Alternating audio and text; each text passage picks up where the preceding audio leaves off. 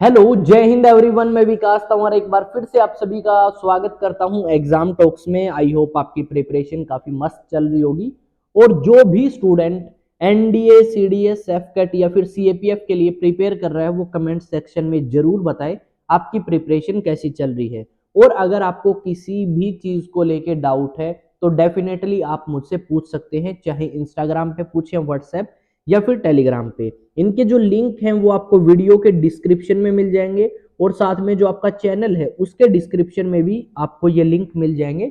वहां पे जाके आप मेरे साथ कनेक्ट कर सकते हैं और अपने डाउट्स जो हैं, क्वायरी जो हैं, वो सारी की सारी पूछ सकते हैं। तो जैसा कि मैंने बताया था आपको कि हम इंडियन पॉलिटी के भाई 1000 से ज्यादा इंपॉर्टेंट क्वेश्चंस करेंगे टॉपिक वाइज। और यहां से डेफिनेटली आपको इन सभी एग्जाम्स के अंदर क्वेश्चंस जो हैं वो देखने को मिलेंगे। तो जितने भी स्टूडेंट इन एग्जाम्स की प्रिपरेशन कर रहे हैं या इसके अलावा कोई एग्जाम की प्रिपरेशन कर रहे हैं तो डेफिनेटली आप इन प्रैक्टिस सेशंस को अटेंड कर सकते हैं। साथ में एक बात और यार, जो टाइम है आपका पेपर का वो अब ज्यादा नहीं है, तो हमें ज्यादा प्रैक्टिस सेशंस जो हैं वो लेके आने पड़ेंगे ताकि हम जल्दी से इन चीजों को कवर कर सकें। और इन प्रैक्टिस सेशन से देखो, एक तो आपको क्वेश्चंस पता लगेंगे कि कैसे क्वेश्चंस आए हैं और किस तरीके से हम उन क्वेश्चंस को सोल्व कर सकते हैं। तो वो सारी की सारी चीजें आपको इन सेशंस के थ्रू पता लगेंगी जो प्रैक्टिस सेट हम कर रहे हैं। तो डेफिनेटली आप इन सेशंस को अटेंड करें और वीडियो को भाई लास्ट तक देखें। ऐसा नहीं है कि 2 लाइन देखे और उसके बाद गायब। अगर ऐसा करोगे तो चीजें जो हैं आपको अच्छे तरीके से समझ नहीं आएंगी, आप मेरे साथ अच्छे तरीके से कनेक्ट नहीं कर पाएंगे। एक लास्ट बात जो मैं आपको यहाँ पे बताना चाहूंगा, इन प्रैक्टिस सेट्स की अगर आपको पीडीएफ चाहिए तो पीडीएफ आपको मिलेगी भाई टेलीग्राम पे। और टेलीग्राम पे जा सकते हो आप कहाँ पे, चैनल के अबाउट में या वीडियो के डिस्क्रिप्शन में जाके टेलीग्राम से पीडीएफ ले सकते हो। 2 पीडीएफ मिलेंगी, एक तो मैं कराऊंगा सोल्व पीडीएफ आपको प्रोवाइड और दूसरी अनसोल्व। अनसोल्व इसलिए ताकि आप खुद प्रैक्टिस करके देख सके कितने क्वेश्चंस आपके ठीक हैं और फिर सोल्व वाली पीडीएफ से मैच कर ले कि कितने क्वेश्चंस हमारे ठीक हुए हैं। अब आते हैं भाई क्वेश्चंस पे। तो 25 क्वेश्चन मैंने उस जो अपना प्रीवियस सेट था उसमें करा दिए थे। अब आगे करते हैं और आगे मैं जो नंबर ऑफ क्वेश्चंस है वो ज्यादा ही लेके आऊंगा। कुछ सेशंस ऐसे हैं जहाँ पे मैंने 50 क्वेश्चंस भी कराए हैं, कुछ ऐसे हैं जहाँ पे हमने 25 भी करे हैं। तो भाई कई बार क्या होता है, जो टाइम है उसके चलते हुए हमें थोड़ा सा कॉम्प्रोमाइज करना पड़ता है। पर आगे के ये 25 क्वेश्चंस करते हैं और आपके जो सेट्स हैं, प्रैक्टिस सेट, वो ज्यादा लेके आएंगे हम बात करेंगे नेक्स्ट क्वेश्चन की। The salary and perquisites of the prime minister of India are decided by. जो भारत के प्रधानमंत्री हैं उसकी तनख्वाह जो है, सैलरी जो है और अदर जो खर्चे हैं वो कौन डिसाइड करता है? भाई चाहे कोई भी हो, ठीक है, चाहे वो प्रधानमंत्री हो, चाहे प्रेसिडेंट हो, चाहे वाइस प्रेसिडेंट हो, चाहे जजेस of supreme court and high court हो, कोई भी व्यक्ति हो, उनकी जो सैलरी है वो डिसाइड करी जाती है किसके द्वारा? पार्लियामेंट के द्वारा। तो किसके द्वारा डिसाइड करी जाती है प्रधानमंत्री की सैलरी? पार्लियामेंट जो है वो डिसाइड करता है। और सिर्फ प्रधानमंत्री नहीं, इसके अलावा भी और बहुत सारे पद हैं भारत के अंदर जिनकी सैलरी, तनख्वाह डिसाइड करता है भारत का प्रधानमंत्री। अब आते हैं नेक्स्ट क्वेश्चन पे। नेक्स्ट क्वेश्चन है, the prime minister is said to hold office during the pleasure of the president but in reality he stays in office as long as he enjoy the confidence of. भाई इसमें यह कहा गया है कि प्रधानमंत्री, हम ये कहते हैं कि जब तक ही प्रधानमंत्री बना रह सकता है जब तक राष्ट्रपति चाहे। पर रियलिटी में क्या होता है, प्रधानमंत्री जब तक प्रधानमंत्री रह सकता है जब तक उसको कॉन्फिडेंस मिला रहे। कहां पे? अगर लोकसभा के अंदर प्रधानमंत्री के पास बहुमत है या मेजोरिटी है तो प्रधानमंत्री भाई पूरे 5 साल भी निकाल सकता है। अगर मान लो लोकसभा में प्रधानमंत्री के पास मेजोरिटी नहीं है, यानी 50% प्लस 1 जो मेंबर्स हैं आपके लोकसभा के 543 में से अगर प्रधानमंत्री को सपोर्ट नहीं करते तो प्रधानमंत्री को क्या करना पड़ेगा? इस्तीफा देना पड़ेगा, रिजाइन देना पड़ेगा, या राष्ट्रपति जो है उसको हटा सकता है। ये बात आपकी ध्यान में रखनी होगी। तो प्रधानमंत्री को कहां पे कॉन्फिडेंस चाहिए भाई? लोकसभा के अंदर उसे कॉन्फिडेंस चाहिए, ना कि आपका इलेक्टोरेट या इनमें से कोई जो 3 ऑप्शन है, पार्लियामेंट और ये सारे। अब आते हैं नेक्स्ट क्वेश्चन पे। नेक्स्ट क्वेश्चन आपका कहता है, in the event of the resignation और death of the prime minister. मान लो अगर भारत का प्रधानमंत्री रिजाइन कर दे या उसकी डेथ हो जाए तो क्या होगा इसमें? The ministry is dissolve. क्या जो मिनिस्टर प्रधानमंत्री ने बनाए थे उनका जो पद है वो उनसे छीन लिया जाएगा, या मिनिस्ट्री जितनी भी बनाई थी वो खत्म हो जाएंगी। नेक्स्ट है, फ्रेश जनरल इलेक्शंस, क्या दोबारा से इलेक्शंस होंगे? कैबिनेट में चूज, क्या जो प्रधानमंत्री के अलावा जितने मंत्री थे क्या वो किसी नए लीडर को चुन लेंगे प्रधानमंत्री, या फिर राष्ट्रपति डिसाइड करेगा? भाई मान लो मैं विकास तंवर प्रधानमंत्री बन गया, ठीक है, तो जितने भी मंत्री मैंने नियुक्त किए थे ना वो सारे के सारे मंत्री आपके डिसॉल्व हो जाएंगे। अगर कोई नया प्रधानमंत्री बनता है तो वो अपने हिसाब से नए मंत्रियों को चुनता है या फिर उन्हें भी चुन सकता है जो पहले मंत्री थे। तो आपका क्या होगा, जो मिनिस्ट्री है वो डिसॉल्व हो जाएंगी सारी। जैसे मान लो हमारे देश के प्रधानमंत्री नरेंद्र मोदी की डेथ हो जाए तो जितने भी मंत्री इसने बनाए थे, जैसे अमित शाह है, राजनाथ सिंह है, ठीक है, उसके अलावा एस जयशंकर है, ठीक है, ये सारे के सारे अपना पद जो है या मंत्रालय जो है वो छोड़ देंगे अगर प्रधानमंत्री की डेथ होगी तो।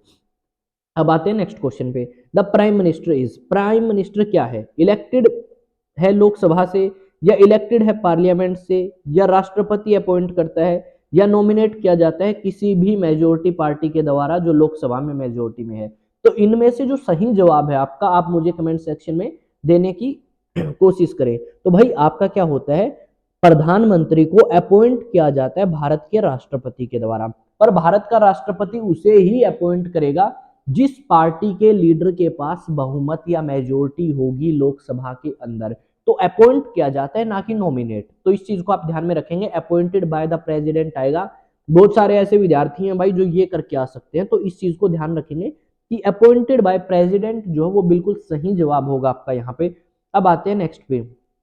द प्राइम मिनिस्टर, जो प्रधानमंत्री है, क्या वो हेड ऑफ गवर्नमेंट होता है, या लीडर ऑफ लोकसभा होता है, क्या वो अपने मंत्रियों के पोर्टफोलियो या मंत्रालय जो है वो अपनी इच्छा के अनुसार चेंज कर सकता है, या ये सारे के सारे काम, यानी ये जो तीनों काम है क्या तीनों के तीनों ही प्रधानमंत्री कर सकता है? तो डेफिनेटली भाई जो प्रधानमंत्री होता है ना उसको तो बोलते हैं हेड ऑफ गवर्नमेंट। और जो हमारा राष्ट्रपति होता है, कौन? राष्ट्रपति, ना कि राष्ट्रपिता। राष्ट्रपति जो है उसको हम बोलते हैं हेड ऑफ स्टेट, और प्रधानमंत्री को हेड ऑफ गवर्नमेंट बोलते हैं। तो ये सारे के सारे काम जो हैं वो भारत के प्रधानमंत्री के द्वारा करे जा सकते हैं। वो हेड ऑफ गवर्नमेंट भी होता है, लोकसभा का लीडर होता है, और साथ में वो अपने मंत्रियों का पोर्टफोलियो जो है वो चेंज कर सकता है। मान लो भाई अपने मोदी साहब है ना, उनका मन किया कि हम अमित शाह को होम मिनिस्ट्री ना देखे, हम उसको देंगे डिफेंस, तो दे देगा, वो चेंज कर देगा उसका मंत्रालय। तो ऐसा कर सकता है प्रधानमंत्री। अब आते हैं नेक्स्ट क्वेश्चन पे। नेक्स्ट क्वेश्चन आपकी स्क्रीन के सामने है, प्रिय दर्शकों जवाब देने का कोशिश करें। नेक्स्ट क्वेश्चन क्या कहता है, is the prime minister bound to advise the president on matter which his advice is sought? क्या प्रधानमंत्री के ऊपर ये बाउंडेशन है कि वो राष्ट्रपति को उन मामलों में सलाह दे जिन मामलों में राष्ट्रपति उनसे सलाह मांगता है? तो ये बात बिल्कुल सही है। देखो प्रधानमंत्री जो है उसको सलाह देनी पड़ेगी। राष्ट्रपति ने मान लो उससे कुछ पूछा तो राष्ट्रपति को बताना पड़ेगा कि जी हाँ मैं तो ये चाहता हूं, मेरा तो ये ओपिनियन है, आप इस तरीके से इस चीज को कर सकते हैं। तो डेफिनेटली प्रधानमंत्री जो है वो बाउंड है एडवाइज करने के लिए भारत के राष्ट्रपति को। अब आते हैं नेक्स्ट पे। नेक्स्ट है the rank of the different ministers in the union council of ministries determined. देखो अलग अलग मंत्रालय हैं आपके, ठीक है, और मंत्री भी तीन टाइप के होते हैं। जैसे आपके एक होते हैं कैबिनेट मिनिस्टर, ठीक है, एक होते हैं state minister with independent charge, और दूसरे होते हैं स्टेट मिनिस्टर। आपके वो किसके अंडर आते हैं, या तो स्टेट मिनिस्टर के अंडर जो इंडिपेंडेंट चार्ज है, या कैबिनेट मिनिस्टर के अंडर। तो ये डिसाइड कौन करता है इनकी रैंक जो है आपकी? तो रैंक की अगर बात करें तो ये डिसाइड करता है भारत का प्रधानमंत्री। तो आप मुझे दो ऐसे मिनिस्टर्स का नाम बताएंगे जो स्टेट मिनिस्टर हैं विद इंडिपेंडेंट चार्ज, दो कैबिनेट मिनिस्टर, और दो आप ऐसे नाम बताएंगे जो स्टेट मिनिस्टर हैं पर अंडर हैं या तो state minister with independent charge के या कैबिनेट मिनिस्टर के। ठीक है, आप मुझे जवाब देंगे। और भाई दोबारा से आपको बता रहा हूँ पीडीएफ आपके लिए सबसे ज्यादा जरूरी है, क्योंकि आप भी तो देखें कि आपने जो क्वेश्चंस देखे हैं उनमें से कितने आपको याद हैं, किस तरीके से आप उनको सोल्व करते हैं। तो डेफिनेटली ये पीडीएफ आपको लेनी ही पड़ेगी। मैं आपको यही एडवाइस करूंगा, अगर आपको सिलेक्शन चाहिए तो डेफिनेटली आप इस पीडीएफ के साथ जाएं, सोल्व करें, और बाद में जो मैंने सोल्व करके पीडीएफ अपलोड करी है उसमें से मैच करें कितने क्वेश्चंस आपके ठीक है। साथ में भाई इंस्टा पे जाके आप मुझसे अगर फॉलो करें तो अच्छी बात है, अगर नहीं भी करना चाहते तो अपने क्वेश्चंस जो हैं वो मुझसे पूछ सकते हैं। नेक्स्ट है in the parliamentary government minister remain in office so long as they enjoy. देखो जो पार्लियामेंट्री फॉर्म ऑफ गवर्नमेंट है, जैसे इंडिया में पार्लियामेंट्री फॉर्म ऑफ गवर्नमेंट है, जो मिनिस्टर्स हैं वो ऑफिस में रह सकते हैं कब तक, confidence of the upper house of legislature, क्या कॉन्फिडेंस हो उनके पास अपर हाउस यानी राज्यसभा में, बिल्कुल गलत बात है। सपोर्ट हो आर्म फोर्सेस की, गलत बात है। Confidence of popular chamber of legislature, support हो उनको पॉपुलर चैम्बर ऑफ कॉमर्स, यानी पॉपुलर चैम्बर ऑफ कॉमर्स की अगर आप बात कर रहे हैं तो यानी किस चीज की बात कर रहे हैं मेरे भाइयों, लोकसभा की। उसके बाद पॉपुलर सपोर्ट, किसकी पॉपुलर सपोर्ट नहीं बताया ना, तो हम करेंगे सी ऑप्शन, क्योंकि देखो पॉपुलर हाउस यानी लोकसभा के अंदर अगर मंत्रियों के पास या प्रधानमंत्री के पास मेजोरिटी है तो वो अपना उसमें रह सकते हैं, मंत्रालय संभाल सकते हैं जब तक वो चाहें, यानी मैक्सिमम 5 साल। अगर उनके पास सपोर्ट नहीं है, बहुमत नहीं है, तो डेफिनेटली उनको क्या करना पड़ेगा भाई, उस मंत्रालय को, उस पद को छोड़ना पड़ेगा, अलविदा बोलना पड़ेगा रे। अब आते हैं 34th क्वेश्चन पे। Collective responsibility of cabinet was introduce, देखो जो कैबिनेट है उसकी कोलेक्टिवली रिस्पॉन्सिबल है वो, ठीक है। तो ये आपका हमने इंडियन कॉन्स्टिट्यूशन में कहां से लिया है, तो अगर हम बात करें कि जो आपकी कैबिनेट है वो कोलेक्टिवली रिस्पॉन्सिबल है किसी चीज को लेके, तो ये चीज हमने कहां से इंट्रोड्यूस, कहां से आई है हमारे पास, तो ये बात हमारी लिखी गई है भारत के संविधान के अंदर, कि जो भारत का संविधान है उसके अंदर ये बात मेंशन है कि जो कैबिनेट है यानी मंत्री जो है वो कलेक्टिवली रिस्पॉन्सिबल है। ऐसा नहीं है कि आपका कुछ भी वो कर सकते हैं अपनी मनमर्जी से। जैसे हम इसका एक एग्जांपल ले सकते हैं, मान लो प्रधानमंत्री की डेथ होगी तो सारे के सारे क्या होंगे भाई, अलविदा कर जाएंगे, तो ये क्या है, ये कलेक्शन ही तो है, सारे के सारे रिस्पॉन्सिबल हो गए भाई उस चीज के लिए।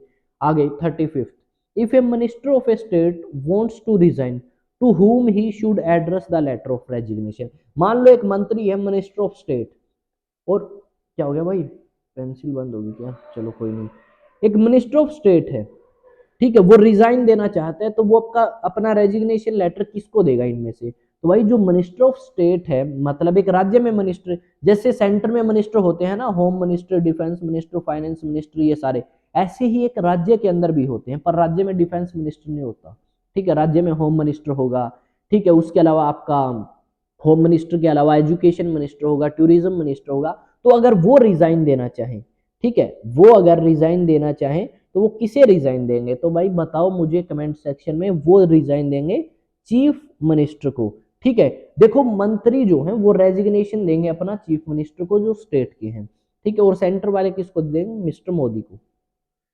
नेक्स्ट अगर बात करें, नेक्स्ट है what is the position of A minister of state in the central government, जो मिनिस्टर ऑफ स्टेट है सेंट्रल गवर्नमेंट की हम बात यहाँ पे कर रहे हैं, तो उसकी पोजीशन क्या है वहां पे, तो हमें क्या उस चीज का पता है, तो उसकी पोजीशन की बात करें तो क्या है देखते हैं, he is the nominee of state, क्या वो नॉमिनेटेड है बाय स्टेट गवर्नर, नहीं गलत है। ही इज नॉमिनी, क्या उसको नॉमिनेट किया है स्टेट कैबिनेट ने यानी उस राज्य की कैबिनेट ने, नहीं ये भी गलत है। He looks after the interest of state cabinet, क्या वो स्टेट कैबिनेट के इंटरेस्ट को देखता है वहां पे, नहीं। He is a minister of central government but not a member of cabinet, ये बात सही है। देखो जो आपके मंत्री हैं वो 3 टाइप के होते हैं, cabinet, state minister with independent charge, और एक state minister with not independent charge, ठीक है, वो अंडर होता है या तो स्टेट के या कैबिनेट मिनिस्टर के, तो वो भी आपके सेंट्रल गवर्नमेंट के ही हिस्सा होते हैं, पर वो कैबिनेट मिनिस्टर्स के अंडर नहीं आते या कैबिनेट का पार्ट नहीं होते। जैसे अगर मैं बात करूं, हमारे एक फॉर्मर जर्नल थे, जर्नल वीके सिंह, हरियाणा भिवानी के पास बापोड़ा गांव है वहां से, तो वो क्या है, वो मिनिस्टर ऑफ स्टेट है, और मे बी उनकी जो कॉन्स्टिट्यूएंसी है वो गाजियाबाद उत्तर प्रदेश है। अब नेक्स्ट क्वेश्चन पे आते हैं, who among the following is directly responsible to parliament for all matters concerning the defence services of India, इनमें से कौन सा बंदा डायरेक्टली रिस्पॉन्सिबल है पार्लियामेंट को, अगर डिफेंस सर्विसेज ऑफ इंडिया की बात करें तो उनमें, तो भाई इनमें कौन सा बंदा रिस्पॉन्सिबल है, तो रिस्पॉन्सिबल है आपका उस मंत्रालय का बंदा, कौन रिस्पॉन्सिबल है भाई, तो उस मंत्रालय से जो बंदा रिलेटेड है, या उस मंत्रालय या उस मिनिस्ट्री का जो मिनिस्टर है वो रिस्पॉन्सिबल है, यानी डिफेंस मिनिस्टर आपका रिस्पॉन्सिबल है डिफेंस सर्विसेज ऑफ इंडिया से रिलेटेड जितने भी मामले होंगे, कितने जितने भी मामले होंगे। नेक्स्ट पे आते हैं, नेक्स्ट क्वेश्चन है 38th question, the executive power is vested in the president but it is actually used by him on the advice of, देखो एग्जीक्यूटिव पावर जो है वो है तो राष्ट्रपति के पास, कानून लागू करने की पावर किसके पास है, मिस्टर राष्ट्रपति, मिस्टर प्रेसिडेंट के पास है, पर वो अपनी पावर को किसकी सलाह पे यूज करता है? तो भाई हमें पता है कि राष्ट्रपति जो है वो अपनी मनमर्जी से कुछ नहीं कर सकता, उसको सलाह लेनी पड़ती है भारत के प्रधानमंत्री से। पर अगर मैं प्रधानमंत्री कहूं तो भी ठीक है, पर प्रधानमंत्री भी अकेला क्या नहीं कर सकता भाई, सलाह नहीं दे सकता। तो ये चीज आपको ध्यान में रखनी है। ऐसा नहीं है कि जवाब आया और आपने टिक मार दिया। अगर आप ऐसे करोगे तो आपका क्वेश्चन हो गया यही गलत। आप कहोगे सर ने तो हमें यही बताया था। जहां से आप कहीं भी पढ़ते हो या मान लो मैं भी बताता हूं, तो आप ऐसे नहीं करोगे। जो प्रधानमंत्री होता है वो किसका पार्ट होता है? काउंसिल ऑफ मिनिस्टर्स का पार्ट होता है। और जो सॉरी उसका पार्ट होता है किसका? हाँ, काउंसिल ऑफ मिनिस्टर्स का पार्ट होता है। तो इसमें क्या होता है, जो प्रधानमंत्री है वो अपनी मन मर्जी से नहीं, उसके जो मंत्री हैं वो प्रधानमंत्री को एडवाइस करते हैं और उसी एडवाइस के बेसिस पे प्रधानमंत्री आगे राष्ट्रपति तक वो बात पहुंचाता है। तो ये जो आपका जवाब होगा ऑप्शन नंबर बी, वो बिल्कुल सही होगा। अगर किसी भी बंदे को डाउट है तो वो डाउट पूछ सकता है और यहाँ से आप अपनी पीडीएफ या मुझसे कनेक्ट कर सकते हैं अगर आपका मन करता है तो। अब आते हैं नेक्स्ट पे। An office of profit which disqualifies a person from being a member of the union or state legislature does not include office held under। देखो इसने कहा है कि अगर कोई बंदा ऑफिस ऑफ प्रॉफिट होल्ड करता है तो वो डिसक्वालीफाई है, ना तो वो लोकसभा के अंदर या फिर हम कह सकते हैं यूनियन गवर्नमेंट में या स्टेट गवर्नमेंट में आपका मंत्रालय या कोई भी एमएलए एमपी कुछ नहीं बन सकता। तो आपको बताना है इनमें से कौन सा सॉरी भाई गला खराब हो रहा है, 2-3 दिन हो गए बहुत ज्यादा, और ठंडी जो हवा है वो काफी चल रही है, तो उसके चलते हुए मुझे भी इन चीजों का सामना करना पड़ रहा है। तो एक सेकंड रुके, एक घूंट पानी पी लेते हैं भाई।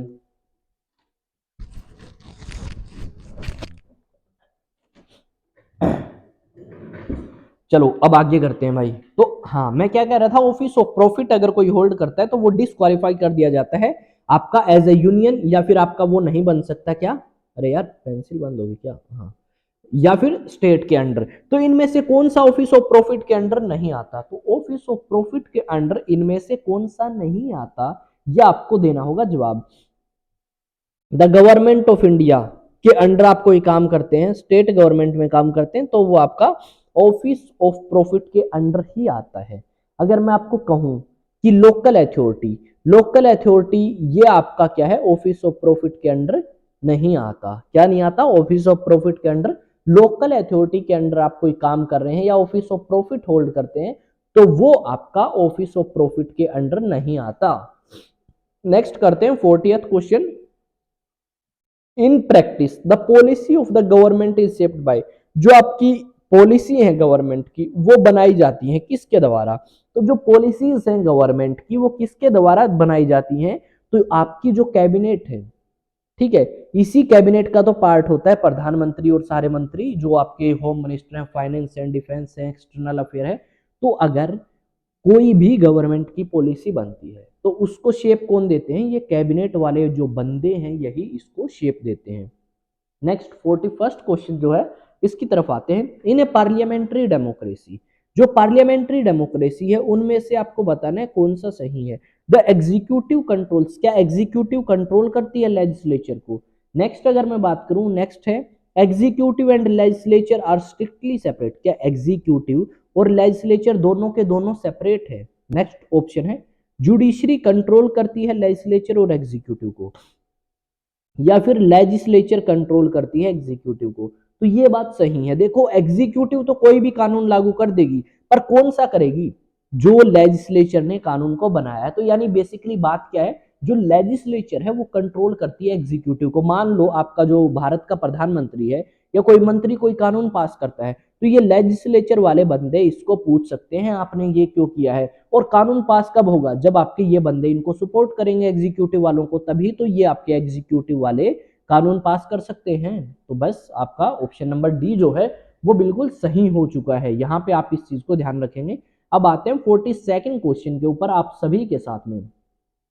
मिनिस्टर्स में बी चूजन फ्रॉम, जो मिनिस्टर्स हैं उनको कहां से चूज करते हैं? क्या लोकसभा से? ओहो पेन चला दिया मैंने, कोई नहीं। क्या लोकसभा से मंत्री आ सकते हैं, या राज्यसभा से, या आउटसाइड लेजिस्लेचर भी आ सकते हैं? तो भाई सीधी सी मैं आपको एक बात बताता हूं कि लोकसभा का कोई बंदा है वो भी मंत्री बन सकता है, राज्यसभा वाला भी, और आउटसाइड द लेजिस्लेचर। अब इसका उदाहरण मैं आपको यहाँ पे एक दूंगा।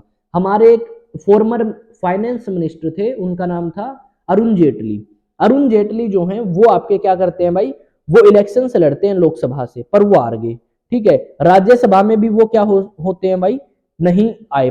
ठीक है, राज्यसभा के उस टाइम इलेक्शन थे नहीं, तो बिना लोकसभा बिना राज्यसभा के भी वो आपके मंत्री बने। और उसके बाद कुछ महीनों बाद, यानी विद इन 6 मंथ आपको ये करना होता है कि वो या तो लोकसभा का पार्ट बने या राज्यसभा का, चाहे वो इलेक्टेड तरीके से बने चाहे नॉमिनेटेड तरीके से बने। तो उनको नॉमिनेट करके राज्यसभा का पार्ट बनाया गया, और वो 6 महीने के बाद भी आपके भारत के अंदर फाइनेंस मिनिस्टर के पद पे बैठे रहे। और इन्हीं बंदे के नाम पे, अरुण जेटली जी जो हैं, इन्हीं के नाम पे क्या रखा गया, जो आपका फिरोज शाह कोटला स्टेडियम था, फिरोज शाह कोटला स्टेडियम था दिल्ली में, उसका नाम कर दिया अरुण जेटली स्टेडियम। तो ये सारी चीजें ध्यान में रखेंगे। और ये फिरोज शाह कोटला स्टेडियम वही है जहां पे भगत सिंह ने हिंदुस्तान सोशलिस्ट रिपब्लिकन एसोसिएशन की स्थापना करी थी 1928 में। तो सारी चीजें ध्यान में रख सकते हैं, और टॉपिक्स को हम थोड़ा सा कनेक्ट करके पढ़ें तो शायद आई थिंक ज्यादा बेटर होगा आप सभी के लिए भी और मेरे लिए भी। अब आते हैं 43rd क्वेश्चन की तरफ। आई थिंक आपको जितने क्वेश्चन अब तक कराए हैं वो भाई बिल्कुल सही तरीके से समझ आए होंगे। अगर किसी भी बंदे को, किसी भी भाई को डाउट है तो मुझसे बिना कोई झिझक पूछ सकता है इन चैनल्स के ऊपर या इन सोशल मीडिया प्लेटफॉर्म्स के ऊपर। अब मैं आपको एक बात सुनाने जा रहा हूँ, ठीक है। और दूसरी बात यार, ये कई बार क्या होता है कि कई बार हम सोचते हैं कि भाई सिलेक्शन होगा अच्छी बात है, नहीं होगा तो भी अच्छी बात है, कोई दिक्कत नहीं, कुछ और कर लेंगे। पर जिस चीज में एक बार आप लगते हैं ना, उस चीज को भाई तब तक ना छोड़ो जब तक वो आपको नहीं मिल जाती। और दूसरी बात ये कि अगर आप मान लो कोई चीज कर रहे हैं तो सारे लोग कहेंगे हाँ भाई हुआ या नहीं हुआ। तो जितनी भी चीजें आप कर रहे हैं, जिस भी एग्जाम की प्रिपरेशन कर रहे हैं भाई, किसी के साथ शेयर ना करें। ठीक है, अपने आराम से अंदर ही अंदर जो है तैयारी करते रहें, और जब सिलेक्शन हो तो एकदम सरप्राइज मिले कि यार ये बंदा तो पढ़ता ही नहीं था। डेफिनेटली अगर आप शेयर करोगे ना जितने ज्यादा लोगों के साथ, उनको, कुछ लोगों को तो जेलसी होगी आपसे और कुछ लोगों को एक्सपेक्टेशंस ज्यादा हो जाएंगी। जैसे आपके रिलेटिव्स हैं, आपके मम्मी पापा भाई बहन, उनको ज्यादा एक्सपेक्टेशंस होंगी आपसे कि हमारा लोंडा आईएएस बनेगा, आईपीएस बनेगा, ठीक है, हमारा लोंडा लेफ्टिनेंट बनेगा। तो अगर नहीं बताओगे उनको भी, थोड़ा सा आप कैजुअल लेके चलोगे तो आई थिंक ज्यादा बेटर होगा। क्योंकि कई बार ऐसा होता है कि जो चीज हम कर रहे हैं वो हमसे नहीं हो पाती, ठीक है, या हमारी किस्मत खराब है उस चीज को लेके। तो उस टाइम क्या होता है भाई, उनको भी दुख होता है और आप भी फिर थोड़ा सा इरिटेट हो जाते हैं उस चीज को लेके कि यार इतनी ज्यादा एक्सपेक्टेशंस थी और मैं पूरा क्यों नहीं कर पाया। तो डेफिनेटली भाई किसी के साथ शेयर ना करें, ठीक है। तो इस चीज का ध्यान रखेंगे। एक सेकंड भाई, गला जो है वो थोड़ा सा खराब है। और बताओ कुछ।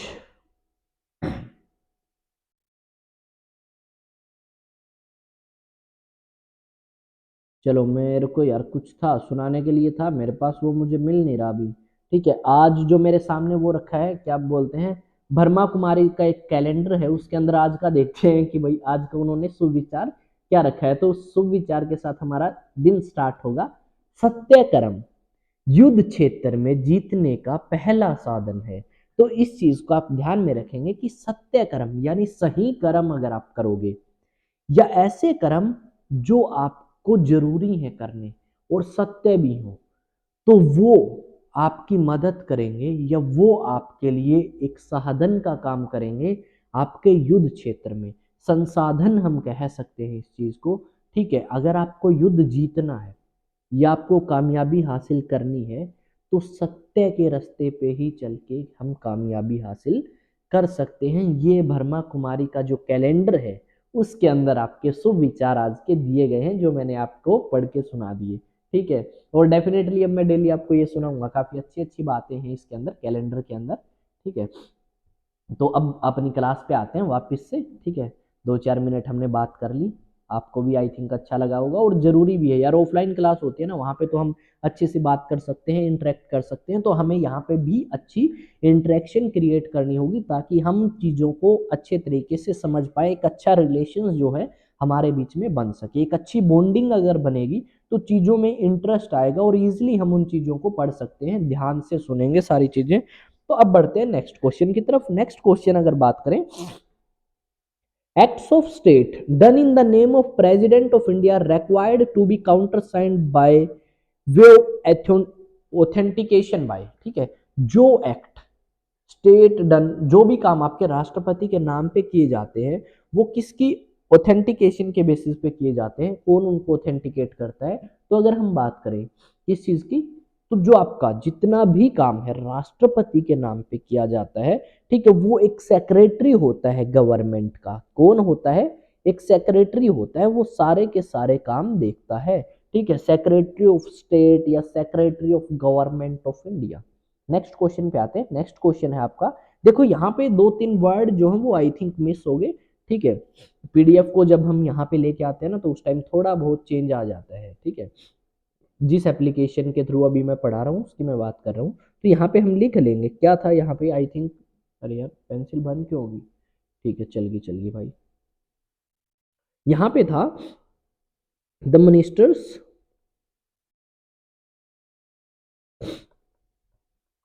आर इंडिविजुअली रिस्पॉन्सिबल टू, जो मिनिस्टर्स हैं वो इंडिविजुअली रिस्पॉन्सिबल हैं। किसको रिस्पॉन्सिबल है, किसको जवाब देना पड़ेगा? तो जो मिनिस्टर्स हैं वो इंडिविजुअली रिस्पॉन्सिबल होते हैं भारत के राष्ट्रपति को। किसको होते हैं भाई? भारत के राष्ट्रपति को मिनिस्टर्स जो हैं वो इंडिविजुअली रिस्पॉन्सिबल होते हैं। और अगर मैं बात करूं कोलेक्टिवली रिस्पॉन्सिबल, तो वो पार्लियामेंट को होते हैं, ठीक है। इस चीज का ध्यान रखेंगे। इंडिविजुअली की बात आए तो प्रेसिडेंट और कलेक्टिवली की बात आए तो आपका पार्लियामेंट आ जाएगा, ठीक है, प्रेसिडेंट और पार्लियामेंट। नेक्स्ट पे आते हैं, in the matter of state legislation, the president में जो स्टेट लेजिस्लेशन है ना, जैसे विधानसभा, विधान परिषद या state legislative assembly, state legislative council, तो अगर उस मैटर की बात करें तो जो राष्ट्रपति है वो इनमें से क्या कर सकता है? Exercise only suspensive veto power, क्या सिर्फ सस्पेंसिव वीटो पावर यूज कर सकता है, या फिर may withhold assent to any bill reserve for his consideration except money bill, क्या वो सारे के सारे बिल को अपनी सहमति के लिए रिजर्व कर सकता है सिर्फ मनी बिल को छोड़ के? तो ये बात भी गलत है, मनी बिल को भी वो क्या कर सकता है? कंसिडरेशन में लेके आ सकता है। Withhold his assent to any reserve bill for his consideration, क्या वो विदहोल्ड हिज एसेंट, क्या वो अपनी सहमति उसके ऊपर रोक सकता है जो बिल आपके रिजर्व किए गए हैं उसकी कंसिडरेशन के लिए? या फिर डायरेक्टली डिसअलाउ एनी बिल, क्या वो डायरेक्टली किसी भी बिल को डिसअलाउ कर सकता है जो आपका एंटी नेशनल माना गया है उसके द्वारा? अगर राष्ट्रपति ने उस बिल को एंटी नेशनल कंसिडर कर लिया तो उसको डिसअलाउ कर सकता है। तो भाई मेरे को जो सही ऑप्शन लगा वो लगा सी, ठीक है। जो भारत का राष्ट्रपति है वो अपनी सहमति रोक सकता है उन बिल्स के ऊपर जो उसने रिजर्व करे हैं या जो उसके लिए रिजर्व है कि यहाँ पे तो राष्ट्रपति की सलाह की जरूरत है। अब आते हैं 46 क्वेश्चन पे। आई थिंक भाई चिल मार रहे होंगे सारे के सारे बंदे और प्रिपरेशन गदर चल रही होगी आपकी, ठीक है। देखते हैं क्या है next question. Which one of the following, sorry यार मार्कर आ गया क्या, हाँ। अब ये जो पेन है ना ये अपने आप कुछ टाइम बाद गायब हो जाएगा, तो इस करके मैं इसका यूज करता हूँ ताकि पीडीएफ जो है वो थोड़ी सी साफ सुथरी रहे और पढ़ने में आपको आसानी हो। क्योंकि जितना ज़्यादा मैं लिखूंगा ना, तो मान लो मैंने कोई भी यहाँ पे ऐसे ऐसे कर दिया ये, तो उसमें आपको इंटरेस्ट सा नहीं आएगा। एक आपको थोड़ी सी साफ सी दिखेगी ना तो आप अच्छे तरीके से पढ़ पाएंगे। नेक्स्ट है, which one of the following power can be exercise by both the president and governor, इनमें से कौन सी ऐसी पावर है जो राष्ट्रपति भी इंजॉय करता है और भारत का गवर्नर भी, सॉरी किसी भी स्टेट का गवर्नर भी, ठीक है। तो दोनों की अगर बात करें तो कौन सी है? Power to pardon a sentence by court martial, court martial हुआ है और दोनों के दोनों बंदे क्षमा कर सकते हैं? नहीं कर सकते भाई। Power to permit a sentence in an offence relating to matter of state list, दोनों के पास ये पावर है कि किसी बंदे ने स्टेट लिस्ट के अंदर कोई कांड किया है स्टेट लिस्ट से रिलेटेड, तो प्रधानमंत्री सॉरी प्रेसिडेंट भी उसको माफ कर सकता है और गवर्नर भी, कि ये बात सही है। उसके बाद अगर बात करें power to commute a sentence of death in certain circumstances, की जो पावर है डेथ सेंटेंस कुछ सर्कमस्टांसिस में दोनों के दोनों माफ कर सकते हैं? नहीं भाई ये गलत है, ठीक है। यहाँ पे आएगा power to remit a sentence by court martial, ये भी नहीं माफ कर सकते। तो मुझे जो सही लगा वो है बी, कि स्टेट लिस्ट से रिलेटेड अगर कोई काम किया है, उन्होंने ऑफेंस किया है, अपराध किया है, तो वो भारत का राष्ट्रपति भी माफ कर सकता है और गवर्नर भी। इसके अलावा जो कोर्ट मार्शल वाले हैं वो बेतुके क्वेश्चन है, वो गवर्नर के पास कोई पावर ही नहीं है, ठीक है। 47वां क्वेश्चन, आपको बताना है इनमें से कौन सी स्टेटमेंट सही है। Chief election commissioner of India hold his office during, क्या चीफ इलेक्शन कमिश्नर जब तक भारत का राष्ट्रपति चाहे तब तक ही चीफ इलेक्शन कमिश्नर बना रहेगा? गलत बात है बिल्कुल।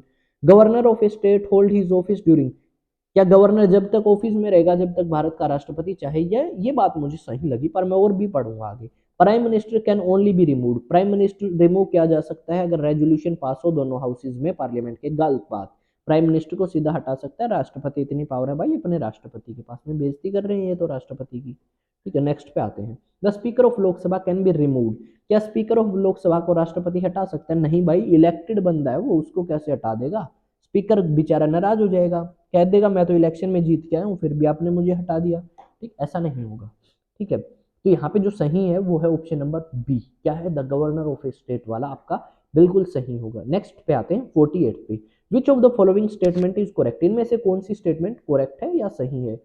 The council of ministers are collectively responsible to the president, क्या council of minister collectively responsible है प्रेसिडेंट के लिए? नहीं भाई, इंडिविजुअली रिस्पॉन्सिबल है। क्या है? इंडिविजुअली रिस्पॉन्सिबल है, तो ये आ गया तो गलत है। अभी तो यार ऊपर क्वेश्चन किया था council of ministers are collectively responsible to the parliament, ये बात मुझे जची। मैंने क्या कहा था, देखो council of minister individually responsible है प्रेसिडेंट के लिए और council of ministers collectively responsible है पार्लियामेंट के लिए। तो पर मैं आगे भी क्वेश्चंस आपको पता है पूरे ऑप्शंस पढ़ता हूँ। The council of ministers are collect, क्या सिर्फ लोकसभा के लिए रिस्पॉन्सिबल है? क्या काउंसिल ऑफ मिनिस्टर रिस्पॉन्सिबल है सिर्फ प्रधानमंत्री के लिए? नहीं नहीं नहीं, आपका ऑप्शन नंबर बी आएगा भाई। क्या आएगा? ऑप्शन नंबर बी आएगा। वो पार्लियामेंट के लिए रिस्पॉन्सिबल है। जो मंत्री हैं आपके वो लोकसभा से भी हो सकते हैं और राज्यसभा से भी, और वो रिस्पॉन्सिबल होते हैं दोनों हाउसेज के लिए। दोनों हाउसेज में उनसे क्वेश्चन पूछे जाते हैं। भाई आईएएस को क्वेश्चन आ गयो, देखांगा कौन सोल्व करेगो। ठीक है, देखांगा, आसान क्वेश्चन लाग गया समझ में। चलो क्या है क्वेश्चन देखते हैं। The chief minister of a state in India is not eligible to vote in the presidential election if, कि भारत के किसी भी राज्य का जो मुख्यमंत्री होता है वो राष्ट्रपति के इलेक्शन में पार्टिसिपेट नहीं कर सकता अगर ही हिमसेल्फ, अगर वो खुद एक कैंडिडेट हो, राष्ट्रपति बनना चाहे कोई chief minister, he is yet to prove his majority, या फिर वो मेजोरिटी ही प्रूव नहीं कर पाया स्टेट लेजिस्लेटिव असेंबली के अंदर। ठीक है, या वो मेंबर है अपर हाउस यानी स्टेट लेजिस्लेटिव काउंसिल का अगर मेंबर है तो वो पार्टिसिपेट नहीं कर सकता, या वो एक केयर टेकर प्राइम मिनिस्टर है। देखो भाई आपको पता होना चाहिए भारत के राष्ट्रपति के इलेक्शन में कौन कौन बंदा पार्टिसिपेट करता है। अगर पता है तो इजीली आप जवाब दे दोगे। तो अगर स्टेट लेजिस्लेटिव काउंसिल का बंदा अगर वो है अपर हाउस का बंदा है स्टेट में, तो वो पार्टिसिपेट नहीं करता भारत के राष्ट्रपति के इलेक्शन में। अदरवाइज करते हैं स्टेट लेजिस्लेटिव काउंसिल वाले भी, लोकसभा के भी, राज्यसभा के भी, सिर्फ और सिर्फ इलेक्टेड मेंबर्स। ठीक है, आज का लास्ट क्वेश्चन है भाई आप सभी के लिए। इफ ए मिनिस्टर, अगर कोई मिनिस्टर लूज कर देता है, ठीक है, ए नो कॉन्फिडेंस मोशन, ठीक है, तो क्या होगा? क्या होगा रे? द मिनिस्टर, क्या वो मिनिस्टर रिजाइन कर देगा? या फिर आपकी जो सारी की सारी काउंसिल मिनिस्टर्स हैं वो रिजाइन कर देंगे? या फिर आपका उसके बाद क्या है, लोकसभा डिसॉल्व हो जाएगी?